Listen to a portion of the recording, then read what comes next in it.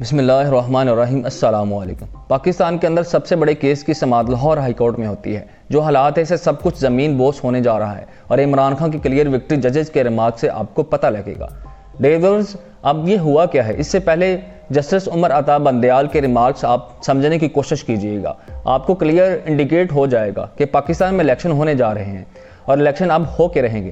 Justice Umar Ata Bandial نے NAB ترمیم کے خلاف جو عمران خان کی جو درخواست تھی اس پر سماعت کی۔ انہوں نے کہا نیب ترمیم کے خلاف جو درخواست گزار ہیں وہ عمران خان ہیں، یہ کوئی عام شہری نہیں ہیں۔ عمران خان کی حکومت چھوڑنے کے بعد بھی بڑی تعداد میں عوام کی ان کو پشت پناہی حاصل ہے، یعنی وہ ابھی بھی بہت بڑے پاپولر لیڈر ہیں۔ ڈیر ویور اس کے بعد چیف جسٹس عوام نے کہا کہ عوام کرپشن سے پاک حکومت چاہتی ہے، عدالت کوئی حکومت قائم نہیں کرنا چاہتی اور نہ اس میں کچھ دلچسپی لینا چاہتی۔ جب سیاسی بحران پیدا ہوتا ہے تو عدالت کو مداخلت کرنا پڑتی ہے۔ انہوں نے کہا ملک میں تمام مسائل کا حل عوام کے فیصلے سے ہی ممکن ہے۔ موجودہ پارلیمنٹ جان بوجھ کر نامکمل رکھے گی اور جو قانون سازی ہو رہی ہے وہ متنازع ہے۔ ڈیر ویورز انہوں نے مزید کہا موجودہ حکومت کے قیام پر 10 ماہ ہو چکے ہیں۔ الیکشن کمیشن نے اسپیکر رولنگ میں کہا تھا نومبر 2012 میں عام انتخابات کرانے کے لیے تیار ہیں۔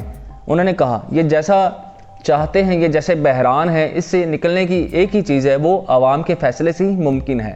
ڈیر ویورز یہاں پر کلیئر انڈیکیشن دیا گیا ہے کہ جو 92 روز میں الیکشن ہونا ہے ہمیں اس میں بازد ہیں اور وہی ہوگا جو قانون اور آئین کہتا ہے۔ اس صورتحال کے اندر عمران خان کے ریمارکس اور الیکشن کمیشن یہ تو سپریم کورٹ نے کلیئر کر دیا اس کے بارے میں۔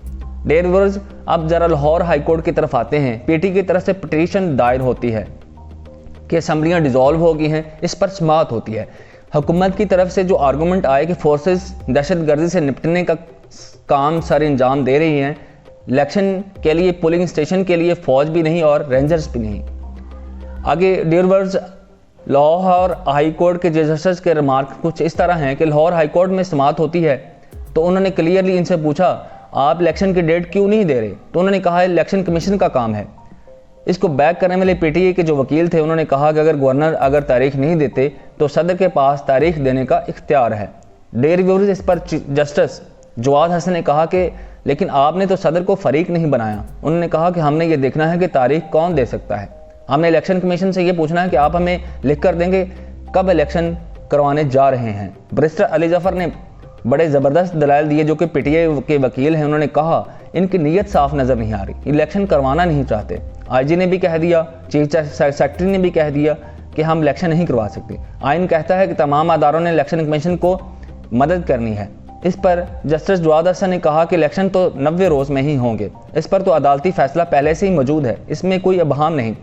ڈیر ویورز آپ اندازہ کیجئے کہ ان کے پاس کیا جواب ہے کہ دہشت گردی کے خلاف کی اطلاعات آ رہی ہیں، اگر دہشت گردی ہے تو ان کو روکو، یہ عوام کا مسئلہ نہیں ہے۔ کیا یہ دہشت گردی عوام روکے گی؟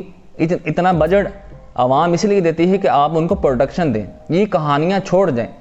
ڈیر ویورز یہ تھی عدالتی کارروائی۔ اس سے پہلے ایک چیز کلیئر ہوتی ہے، حکومت اور اس کے اتحادی الیکشن سے خوف زدہ ہیں کہ وہ ہم ہار جائیں گے۔ یہ ہارے ہوئے لشکر سے ہیں، کیونکہ جو جیتے ہوئے لشکر ہوتے ہیں ڈرا نہیں کرتے حالات کے مقابلہ کرنے سے۔ ڈیر ویورز نون لیگ اور 12 جماعتوں کو اپنی سیاسی موت نظر آ رہی ہے کیونکہ انہوں نے عوام کو کچھ دیا ہی نہیں اور عوام کے دلوں میں ان کے خلاف مہنگائی کی وجہ سے نفرت ان کی سوچ سے بھی زیادہ ہے اور وہ اس نفرت کا اظہار ووٹ کی صورت میں کریں گے۔ دعا ہے میرا اور آپ کا ملک پیارا پاکستان ان اندھیروں سے نکل کر صحیح معنوں میں ترقی کی راہ پہ گامزن ہو۔ اپنی تمام تر امیدیں اپنے رب سے رکھیے گا جو ساری کائنات کا مالک ہے۔ اپنی دعاؤں میں یاد رکھیے گا، اپنی حفاظت کیجیے گا۔ اللہ حافظ۔